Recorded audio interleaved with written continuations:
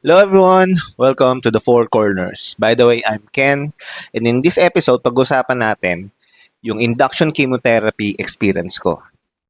So, in this episode, let's see kung ano ba yung mga pwede nating expect kapag nag-induction chemotherapy tayo. Ano yung mga expectations, ano ba yung treatment goal, ano ba yung mga side effects ng induction chemotherapy, gaano ba katagal yung recovery time pag nag-induction chemotherapy tayo.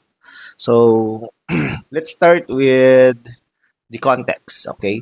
So, nung last May, na-diagnose ako ng acute myeloid leukemia. And then, kinabukasan nun, katulad ng sa mga past episodes natin, nabanggit ko na chemotherapy agad ako. So, yun yung induction chemotherapy. So, the primary goal of induction chemotherapy is to eliminate the leukemia cancer cell blast in your body.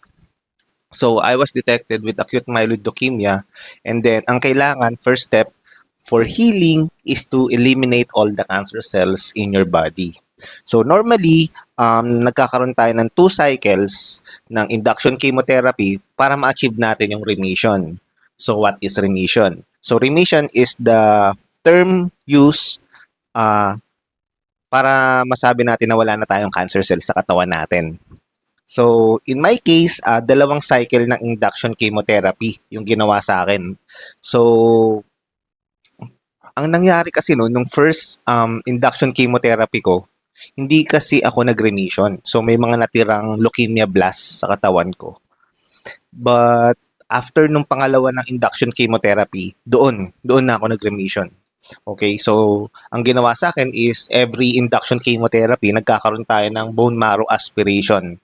So yung bone marrow aspiration, parang kukuhanan ka ng dugo sa bone marrow mo, mismo dito sa likod mo, malapit sa puwet. Doon ka kukuhanan ng tutusukin ka ng mga karayom na siguro mga ganyang kahaba na karayom. Tapos itutusok sa likod mo, tapos i-extract yung dugo. Tapos doon nila titignan if meron pang mga cancer cells sa bone marrow mo. So, in my case, 2 induction chemotherapy. So, ang nangyari kasi no, nung first induction chemotherapy ko, this is pwede nating sabihin na pinakamahirap na buwan nung buhay ko siguro nung first induction chemotherapy ko. Kasi doon ko naramdaman lahat ng side effects, lahat ng um, infections na nangyari. Ang nangyari kasi noon is nung last May, na-diagnose ako ng leukemia. Kasabay nun, meron pa akong COVID-19. So, kaya pala ako nilalagnat ng matindi, kaya pala feeling ko tinatrangkaso ako. Is hindi lang dahil sa leukemia yon, dahil kasi meron din akong COVID-19, which makes the medication a lot, let's say, challenging. Ang nangyari kasi nun, kailangan mo na nilang gamutin yung COVID-19 ko kasabay ng chemotherapy. So, hindi nila malaman-laman kung bakit ba tumataas ng sobra yung white blood cells ko. Dahil ba yun sa COVID-19 or dahil na yun sa leukemia.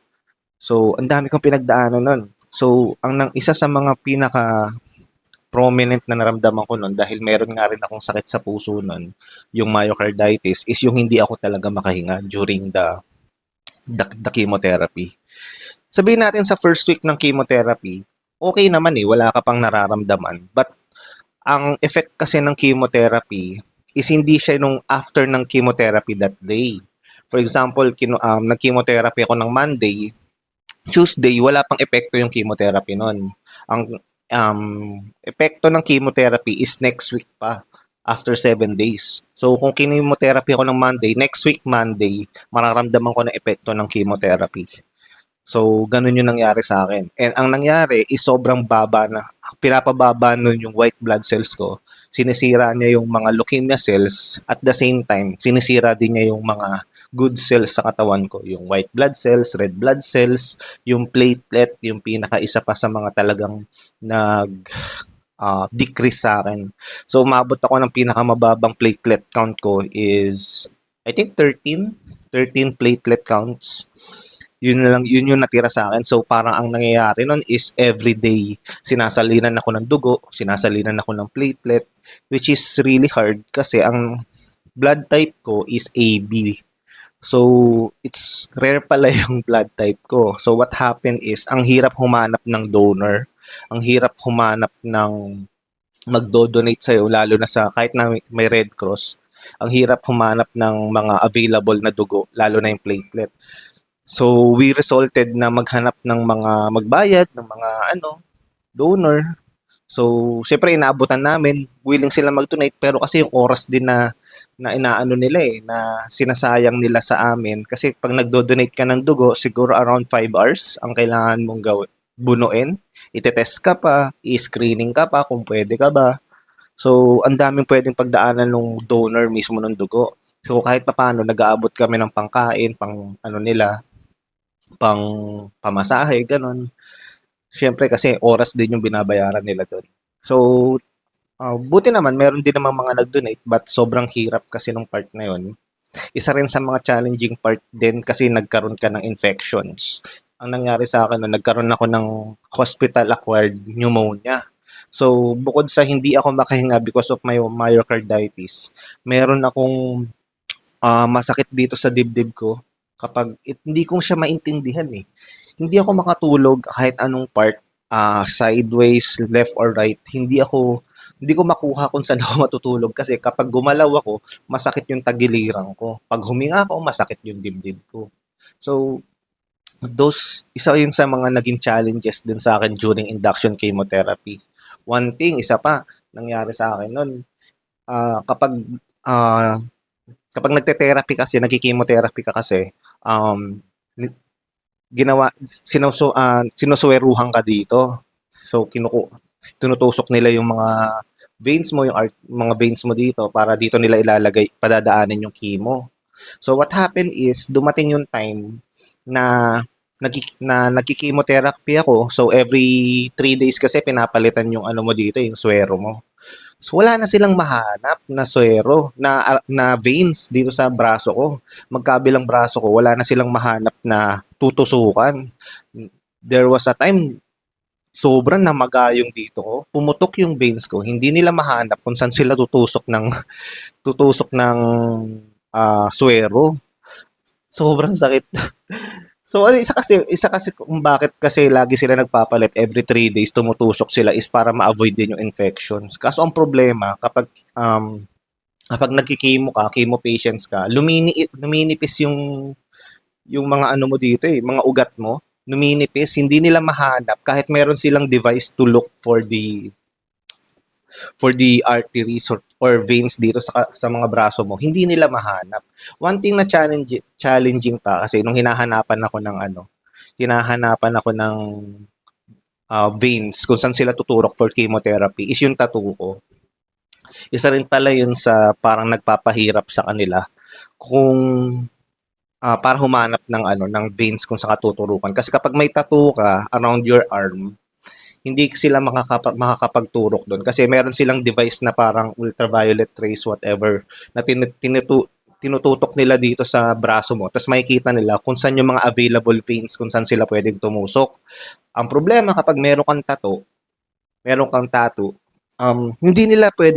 hindi ka pwedeng tumusok dito sa part na to kasi hindi nila makita kung saan talaga yung available veins mo. So umabot ako ng dito, hanggang dito, tinutusukan nila ako diyan. So nagiging parang ano na siya, isa sa mga issues and challenges kasi after mong tusukan, after 3 days, kapag tinanggal nila yung tusok, mamamaga yung kamay mo. Mamamaga kung saan ka man nila tinusukan. So isa kasi yun sa naging struggle ko. Sobrang sakit kasi. Since every 3 days, tinutusukan ka, lahat ng itong dalawang kamay ko namamaga. Hindi nila alam kung saan sila tutusok. And wala silang magagawa kasi is to wait para mag-heal yung veins na tinusok nila. Kasi pumuputok yung veins every time na tinatanggal nila kasi hindi siya pwedeng tusukan ulit for the meantime. Kailangan mag-heal muna siya. So we resulted na kailangan siguro magpaano kami, nakalimutan ko yung tawag sa ganun. Wait, search natin. Ano ba yung tawag doon? Nagpaano kasi ako dito nagpa-portacat yun. Nagpa-portacat ako. Ito yung portacat ko, itong part na to. Tinusok nila yan. Ay, hindi pala tinusok. Inoperahan nila tong part na to. para dito din lang dadaan yung chemo drug, yung mismong chemotherapy ko. Dito na lang dadaan. Ang problema naman, hindi siya gumagaling. Because what happened is, nagkaroon kami ng surgery for the Portacat. However, mababa na yung platelet count ko nun. So, nagsimula na rin kasi kami mag-chemotherapy nun. Mababa na yung platelet count ko. Ang problema nun, hindi nag-heal yung mismong sugat. Hindi rin tumataas yung platelet ko because of that. So, kahit nasalin ka ng salin ng dugo, ng platelet, ng red blood cells, ng RBC, hindi gumagaling yung sugat dahil hindi dumagaling yung sugat, hindi rin tumataas yung count mo. So, isa yun sa naging suspected kung bakit hindi agad ako gumaganda yung condition ko, yung white blood cells and yung mga cell count ko sa CBC is because of this one. So, ang nangyari, nagpalagay kami ng Portacat for siguro 3 days, 3 weeks. I don't know, siguro 3 weeks din yung Portacat na yun or 2 weeks. And then, tinanggal din siya eventually. Ang Portacat kasi, hindi ko masabi na ano siya, na minor surgery. Siguro minor surgery lang siya, pero kasi, ang dahilan kung bakit kami nagpa-Portacat is para magamit namin siya continuously kapag nagpapa-chemotherapy kami. Kasi ang expected nga after induction chemotherapy is magpapa-chemotherapy ka pa, meron pang consolidation chemotherapy na mangyayari. So ito kasing Portacat na to, it can last to siguro around 5 to 10 years, pwede mo siyang magamit. Ang nangyari sa akin, mga 2 weeks lang or 3 weeks lang namin siyang nagamit. So parang sayang, 'di ba? And kahit na may Portacat ako noon, tinutusukan pa rin nila ako sa veins ko eh. So namamaga pa rin yung mga kamay ko. Namamaga yung both arms ko. Parang ang ano ko noon, sa akin, in my part, sa observation ko, parang hindi siya worth it. Sa part ko lang naman. Pero kasi may mga ano naman, may mga pasyente naman talaga na tumatagal talaga yung Portacat nila around 5 years to 10 years. Pero sa akin, hindi. Feeling ko, dapat una pa lang, bago ka pa lang magki-chemotherapy, dapat nag-Portacat ka na agad. Siguro, in my observation. Kasi hindi ko talaga siya hindi ko siya nagamit. Sayang yung pera na ginastos namin para dun sa Portacat. Ang pinaka maganda ngayon is nung nandun na ako sa NKTI, ang ginagawa nila, meron silang, nakalimutan ko yun dito, may incision naman dito sa part na to, kung makikita nyo. Dito pinapadaan yung chemo drug ko ngayon. So, kapag i-admit nila ako sa NKTI, i-incision nila to, lalagyan nila ng parang, nakalimutan ko yung tawag dito eh. Basta meron dito yung dito ako nilalagyan ng chemo drug ngayon. I-incision nila doon. Papakita ko na lang siguro yung sa mga pictures or videos. I-attach ko dito sa video natin. Dito nila pinapadaan yung chemo drug ko, which is more convenient, mas madali kang gumalaw, hindi siya namamaga after mo siyang gamitin. So, tas every week pinapalitan siya, every week nililinis siya. So, to avoid infections. So, para sa akin, mas maganda siyang gamitin and patient-friendly siya kasi nakakagalaw ka pa rin, namumove mo yung head mo, hindi uncomfortable kapag natutulog ka, especially makakapagpahinga yung pasyente. So, isa yun sa mga feeling ko magandang dapat gawin ng mga ibang hospital is yun, dito na lang sila magpadaan ng chemo drug. Sobrang okay talaga. Nakakagalaw yung mga pasyente. So, isa rin sa mga sa mga side effects, sa mga naramdaman ko rin and challenges ko sa induction chemotherapy is bukod sa hindi ako makahinga, sa mga turok sa akin dito sa mga arms ko is yung bleeding. So, during induction chemotherapy, paggigising ka ng umaga, hindi naman sobrang dami, pero may mga dugo ka sa ilong. Dumudugo yung ilong ko noon, yung dumi ko, nagkaroon ako ng experience na 2 beses ata nangyari yon. Yung dumi ko noon, dumumi ako ng dugo. As in, puro dugo lang. So, dahil doon, nagkaroon ng parang tumawag nagkaroon na parang suspected problem. So tumawag sila ng gastro to check kung ano ba yung nangyayari sa bowel movement ko, sa tiyan ko, yung intestines ko, ganun. Chinek din nila yon bakit na nagkaroon ako ng bleeding sa pagdumi. Isa rin sa mga naging challenges ng induction chemotherapy ko noon is hindi ako makakain ng maayos. Isa sa mga dahilan siguro dahil meron akong portakat dito. Kasi kapag may portakat ka dito, meron din silang incision na ginawa dito. Meron silang, di ko sure, parang may binutas din sila dito sa part na to. Kakabit na ito. So, kapag lumulunok ka, hindi ka makalunok ng maayos, hindi ka makakain because of that. Pag lulunok ka, may masakit. So, hindi ka rin makakain ng maayos, which is very essential kapag nagki-chemotherapy ka kasi. Kailangan lagi kumain ka ng protein, kumain ka ng masustansya, kumain ka ng gulay. So, yun kasi yung mga parang magpapalakas sa'yo kapag nagki-chemotherapy ka. Lalo na kasi pag nagki-chemotherapy ka, mangangayayat ka. So, sobrang payat ko nun nung time na yun, nagki-chemotherapy ko ng induction chemotherapy. From 62 kilograms, bumagsak ako ng 52 to 53 kilograms. Sobrang payat ko nung time na yon. Hindi ko maintindihan. In my part, hindi ko siya napapansin. Pero nung tinimbang ako, after nung first induction chemotherapy ko, sobrang payat ko. Nagulat ako. Sobrang nipis ko nung time na yon. And hindi ko alam kung ano gagawin ko kasi hindi naman ako makakain. Ah, hindi ako makakain. Tapos yung dumi ko, puro dugo. So, hindi ko alam kung anong gagawin ko nun. So, we resulted na siguro ng mga time na yun, lagi na lang ako nag-ensure. I try to eat as much as possible. Hanggat kaya ko, kahit masakit, nilununok ko pa rin. Kasi kailangan ko ng lakas because of continuous chemotherapy na ginagawa sa akin. And kasabay din no, nung chemotherapy na rin na yun, is isa sa mga mga side effects na naramdaman ko pa nun is yung continuous na hindi bumababa yung temperature ko. So, ang nangyari nun, every gabi, nagkakaroon ako ng night sweats. Every gabi, nilalagnat ako. So, ang temperature ko nun around 38.5 to 38 to 39, mga ganon. So, gabi yun.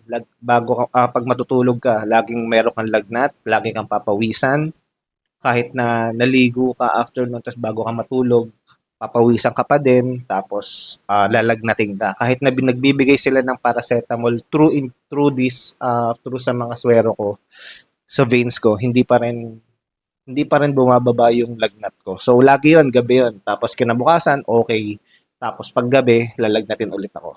So, isa yun sa mga naging problema. So, ang sinususpect nila, siguro kasi meron ako infection noon, may pneumonia rin kasi ako noon. Nagka-pneumonia, may COVID, tapos may bleeding, tapos isa pa pala, isa pa sa mga naging problema ko noon during induction chemotherapy. Nagkaroon ako ng parang kagat ng insekto dito sa mata ko. Hindi ko alam kung saan galing yun. So, namaga yung mata ko. Tapos nagka-rashes ako sa buong katawan ko. Yung mukha ko namumula, yung binti ko may mga rashes. So, hindi namin alam kung dahil ba yun sa nakagat ako ng insekto or dahil sa chemotherapy drug na nilalagay sa akin. So, parang ang dami talaga nangyari nung ano na yun, first induction chemotherapy ko na yun. Doon talaga halos na sabihin na natin, sobrang down talaga. Sobrang down ng experience ko nun. Sobrang baba ng moral. Sabi ko, malalagpasan ko pa ba to? Parang dumaan din ako sa point na yon na kaya ko pa ba to, Diyos ko. Parang sobrang hirap na. Sobrang hirap nung experience. Pero kasi alam mo nun, yung isa sa mga siguro, sabihin na natin na nag-push sa akin na to push through, lumaban, siguro para pagtuloy-tuloy dun sa treatment is yung number one siguro si God din. Si God, and then yung pangalawa yung asawa ko, pangatlo yung family ko. Yun yung mga talaga nag-push sa akin to proceed. Kasi during that time, ang dami ko iniisip. Kahit na kahit na nag-treatment ako, ang dami ko iniisip. Iniisip ko kung paano namin babayaran to. Nasa id na yung um, health card ko, said na, halos wala nang ilalabas. Yung, yung hirap nung pagdala ng mga pagkain ng magulang ko, parang, alam mo kasi, sa Asian Hospital Alabang, tapos yung magulang ko nasa Quezon City. So, araw-araw, pabalik-balik sila nun. Nagdadala sila ng pagkain sa akin. Kasi gusto nila, um, maayos yung kakainin ko, maayos yung food ko kasi wala nga akong gana kumain nun eh. Hindi ko alam kung paano ko kakain nun eh.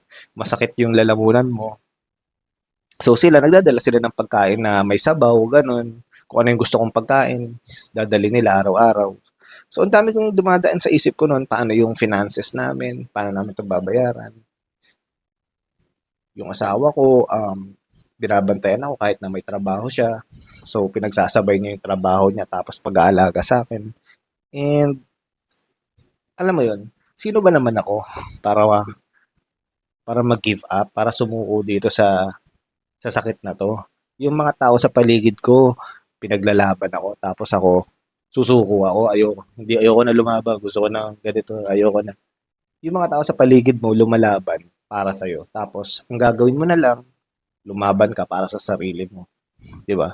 So, isa yun sa mga push sa akin talaga para tapusin, para ituloy yung laban na yun. Kasi nakikita ko yung mga tao sa paligid ko, they are really pushing para gumaling ako. They are really doing their best para iparamdam sa akin na sinusuportahan nila ako dito sa laban natin sa cancer na to.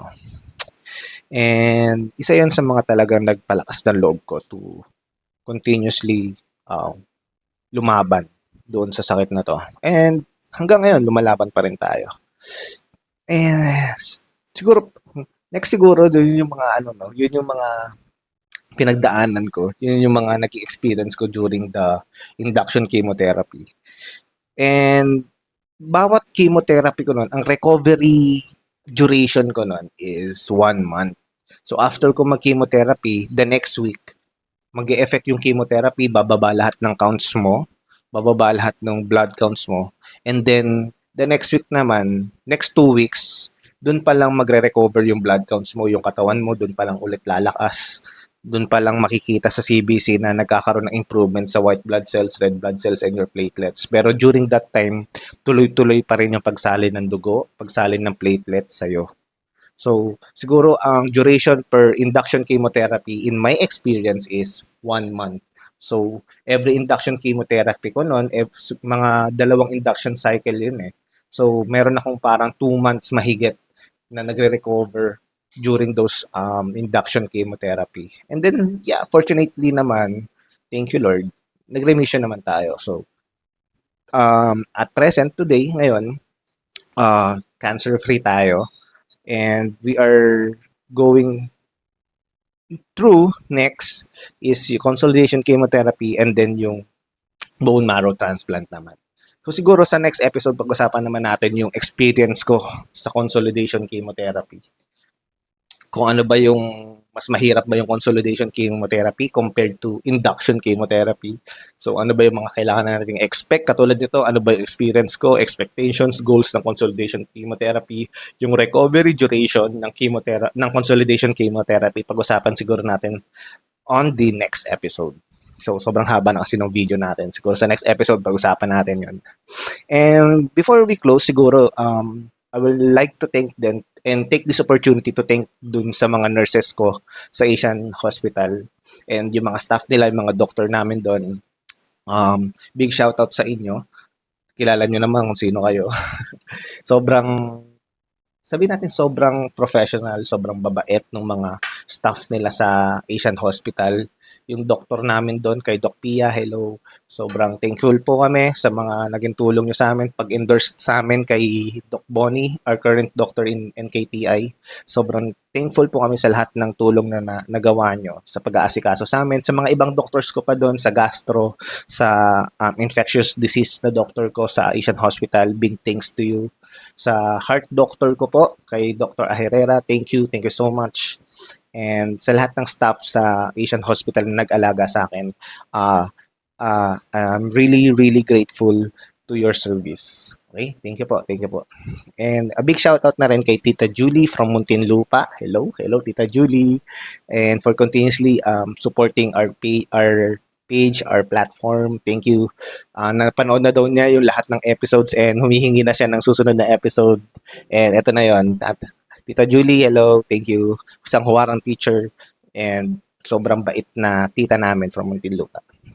And siguro before we end na lang, no, to those people na pagdadaanan pa lang yung induction chemotherapy, kahit anong cancer pa yan, it's kinds of cancer, kahit hindi siya leukemia. Just wanted to share it with you na kailangan talaga meron po tayong kakapitan during these times because this induction chemotherapy, hindi po siya madali. Marami po akong nakita, nakilala, napanood, na-search na during induction chemotherapy, hindi did not achieve remission. So during this stage po kasi, this is the most critical stage where we eliminate the cancer cells in our body. So to those people na pagdadaanan pa lang yung induction chemotherapy, my prayers are with you. Lahat kasama po kayo sa mga prayers namin, lalo-lalo na yung mga tao na pinagdadaanan na ngayon yung chemotherapy na yon. So gusto ko pong sabihin sa inyo na humanap po kayo ng kakapitan, humanap po kayo ng sasandalan. Pinaka ma-advise ko po sa inyo si Jesus po. Siya po yung number one na naging sandalan ko po during this time. During those time na nasa induction chemotherapy ako. Number one, si God. Number two, my wife. Number three is my family. So sila po yung naging lakas ko during those times. Mentally, yes, sobrang mentally frustrated, sobrang mentally exhausted. Ang dami mong iisipin. Pero alam nyo yung number one na lagi nilang sinasabi sa akin, huwag mong isipin, huwag kang mag-isip ng kahit ano. Isipin mo yung magpagaling ka lang. Pinaramdam nila sa akin yun na ang dapat ko lang maging focus is gumaling. Wala akong dapat isipin kundi yung sarili ko muna. Wag ko daw isipin yung bayarin, wag ko daw silang isipin.